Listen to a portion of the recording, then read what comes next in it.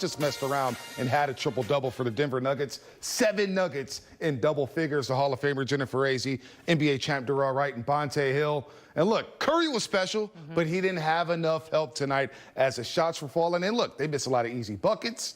And turning the ball over, Darrell, 19 turnovers tonight. You're not going to beat a team like Denver. Yeah, it's going to be pretty hard to beat any team, you know, when you turn the ball over 19 times and have a low shooting percentage. So I think those guys got to go back in and study some film and see where they left a lot of points on the board, missing layups and different things like that. But they definitely have to do a better job on that end. Agree. I think they got some good looks, definitely, but they missed easy shots. And, you know, their missed layups led to scores on the other end. So, you know, it all plays together, but not very good production off of our bench, you know, whereas, again, 7 players from the Nuggets in double figures. That's tough. Their bench really took it to the Warriors bench tonight. And you talked about the easy buckets and the turnovers. A lot of careless turnovers, Jennifer, tonight. Just out-of-bounds plays, outlet passes, just really ugly basketball from the Warriors at times tonight. Well, I think going into this, you know, we talked a lot about the jankety defense, you know, and they didn't really face that tonight. I don't know if they were thinking more about that again, if they would face it or not, but they're off rhythm.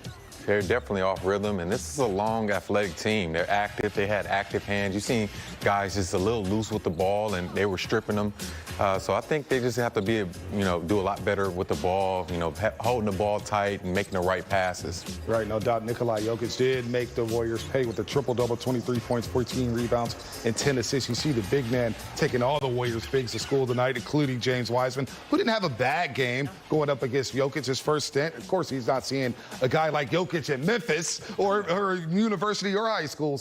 But Steph Curry was back to hitting shots, 35 points, 11 rebounds, 5 threes, and he really kept the Warriors in the game tonight with some nice three-pointers, took it to the basket, some nice one-hand floaters off the backboard. Jennifer Curry had it all cooking tonight. He had it all cooking, and you know, I don't know why I still do this, but I go, wow, how did he do that? You know, Darrell and I were talking about the shot he had off the glass, you know, just kind of the floater, that people don't realize how difficult some of his shots are, and he's made it look just, you know, easy as anything, just part of his game. He makes all his shots look easy, but it was good to see Steph getting it going. His guys really didn't have a great game today, but it was just refreshing to see, you know, no janky defense and him being able to get to his spots and make, you know, tough shots that, you know, are pretty easy for him. No doubt. He averaged 15.5 the last 2 games against the Raptors and the Pacers. 27% from the floor, 21 from 3. Tonight he had it cooking to Darrell. You're a former teammate of his. You saw this all the time. So as Jennifer and I are saying, wow, we can't believe this guy is doing it, sometimes you just sit back and it's like, hey, that's what Curry does. Yeah, but I'm still wild at a lot of things he did. You know, just to see him playing at a high level each and every night he steps on the court and see where he was from 2010 and now, it's still exciting to see him play. I get excited every time to see him play, when I see him play, and just the moves he do, the soft touch off the glass, and the threes, the crazy threes, the and ones.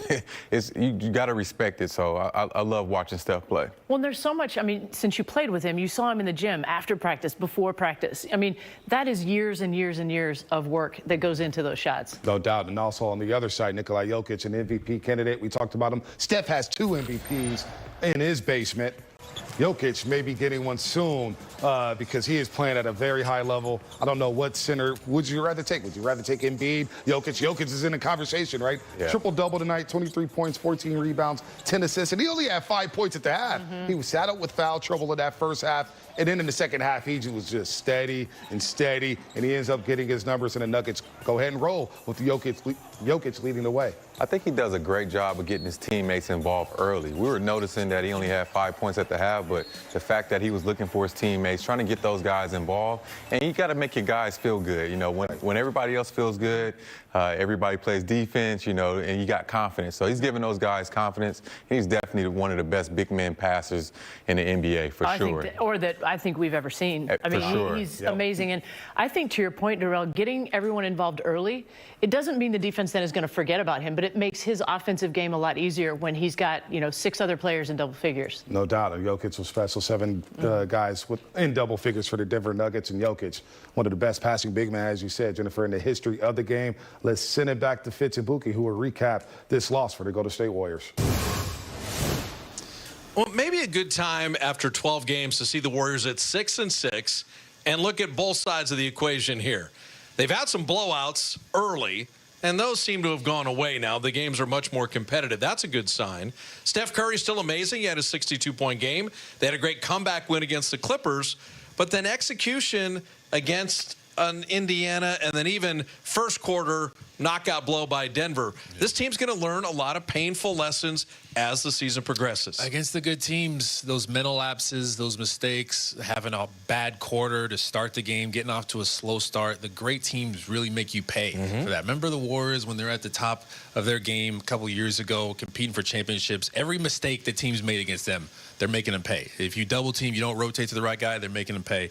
Easy layups at times. So that's what the Nuggets did. On that side, there was some miscues. They would double team Jokic, maybe not close out to the right guy, miss a closeout, or not get a rebound. Yeah, on the weak side, you're not covering the guy going baseline. So a lot of different things, and then you're not making your layups. So to keep up with a team like this offensively, you have to be going offensively too. Steph was going. There was some missed opportunities there.